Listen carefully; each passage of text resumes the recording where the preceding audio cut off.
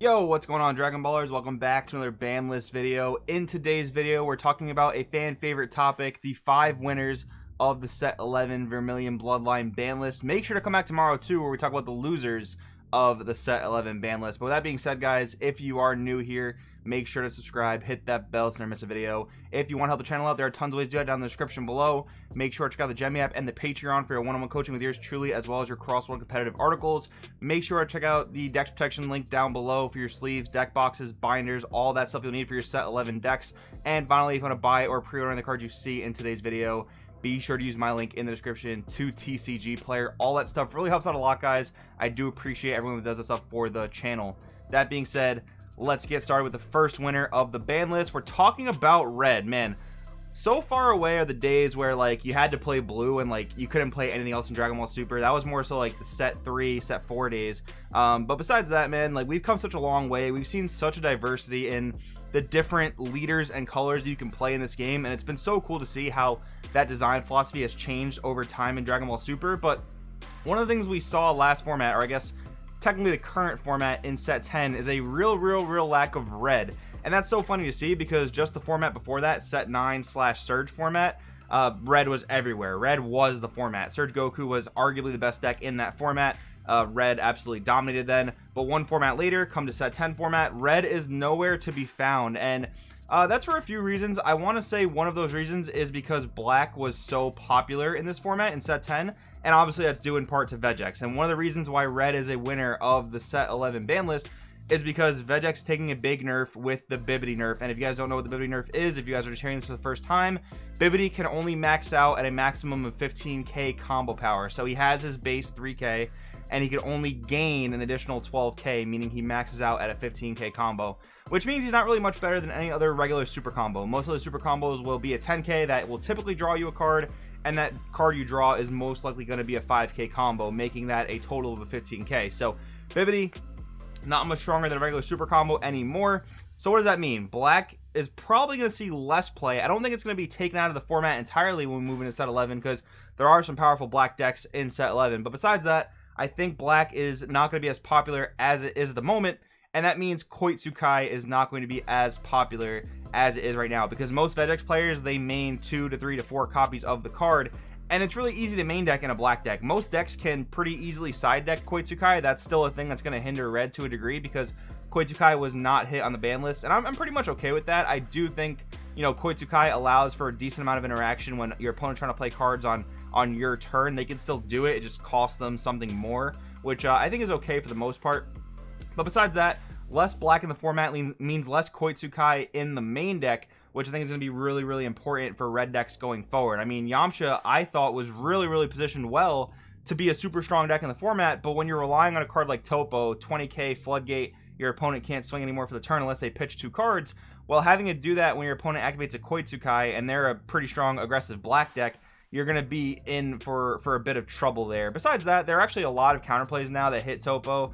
Just certain cards like Super Kamehameha for black, any of those like 1-drop counterplays, even the 2-drop counterplays, and then you even come into like the free counterplays, especially in blue, where you have God Sealing Technique Trunks. That's a 1-card answer to Topo as well. So Topo is definitely not as strong as he used to be, I will say that, but I think the lack of black in the format will mean less Koitsukai in the main deck, which means red will have a little bit more room to breathe.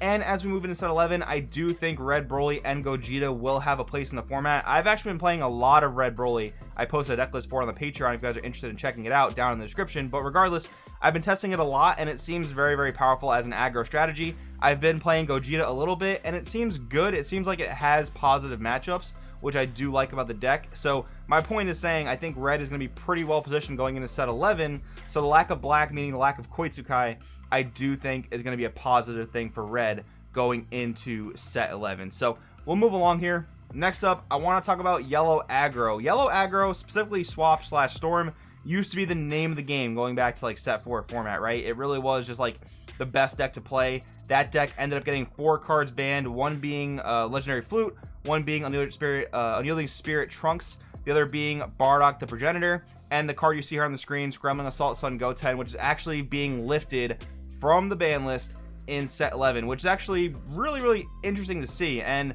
what's cool is, you know, Yellow's been a lot of things in this game. Yellow has been aggro. Yellow was aggro back in that set 4 format. But more recently, Yellow is much more mid-range control, which I generally like. But it is pretty cool to see that aggro may have a potential to return to some state of aggression because of the return of Scrambling Assault Son Goten. I mean, if you think about it, you know, you have Adopted Father Son Gohan. That's our best swap 1 into 2 right now because Bardock is banned. And the deck still has Successor of Hope. Successor of Hope is a 0-cost extra card that searches any battle card in your deck with swap. So you basically have 7 to 8 copies of your 1-drop swap. You can play 4 copies of Scrambling Assault Son Goten, and you can play 4 copies of Dependable Dynasty Goku. Those 1-drop 15k attackers and those 1-drop 10k attackers that search the top 3 of your deck, I can see that being a pretty solid aggressive engine. I don't think it'll be anywhere near as oppressive as it was back in the Storm format. Don't get me wrong, I don't want to misconstrue that at all. I don't think it's gonna be quite that powerful, but it's cool that Yellow is gonna have this playable aggro engine with a, you know, an old but now, you know, new card coming back to the scene with Scrambling Assault, right? It is kind of cool to see that being the case there.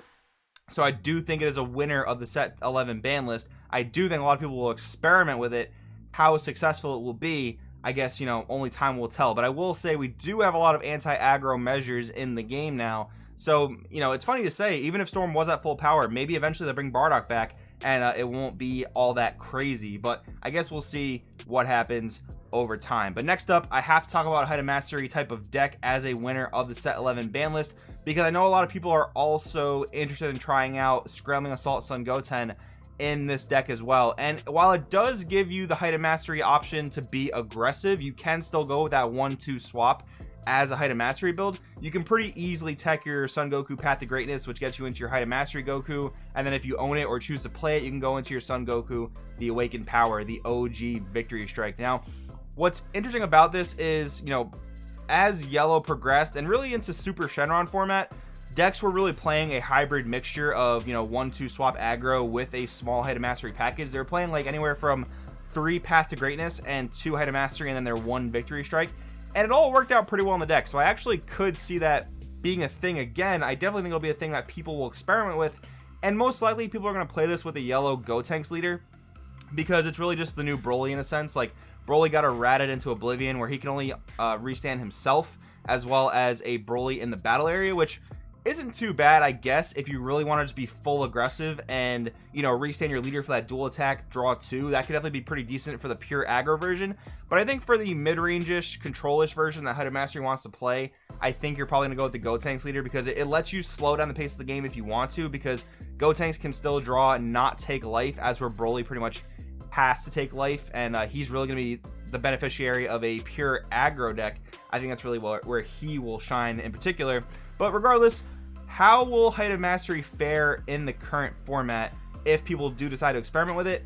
I don't think it's going to be anywhere near as broken as it once was, and I don't think I'm saying anything groundbreaking here. I think it's relatively obvious, but I think people will still experiment with it. But the reason I don't think it's going to be nearly as powerful as before, now don't get me wrong, there are a lot of decks that, you know, they don't have Inherent Self-Awaken. Think about like Blue Baby, for example, coming out in set 11. There's a lot of decks like that where they don't want to rip their life super fast. They want to play a slow, control-paced game, but Awakened Power Victory Strike can punish that pretty hard. It definitely can, but the problem is getting to Awakened Power, getting to that Victory Strike, and what's going to make that a tough time is all the counterplay in the format. Path to Greatness, while it does have Barrier, does not have Deflect. So think about Godsling Technique Trunks, think about any of the, really any of the 2-drop extra card counterplays, you know, old or new, like Denial of Hope, like God Slicing Kamehameha. Those can all be, you know, pretty solid answers to the strategy.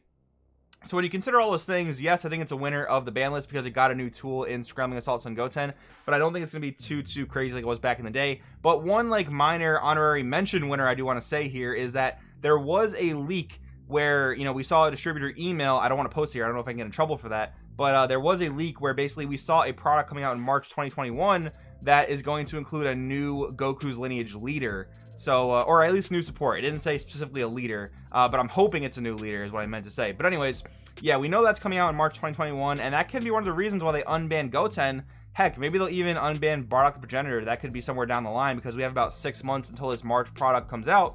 So with that being said, it seems like Goku's lineage may be in a good spot come March 2021, which is another reason why I wanted to talk about all this stuff here. So next up, guys, I want to talk about Control. This is another winner of the ban list, given the fact that Vegex is seeing a really big nerf in set 11, and trust me, guys, the Bibbidi nerf is really big. You know, when you take a 30k super combo, drop it down to a maximum of a 15k super combo, that's going to mean a lot over the course of a game. So these aggro decks really did have a pretty tough time against the hyper aggression of Vegex.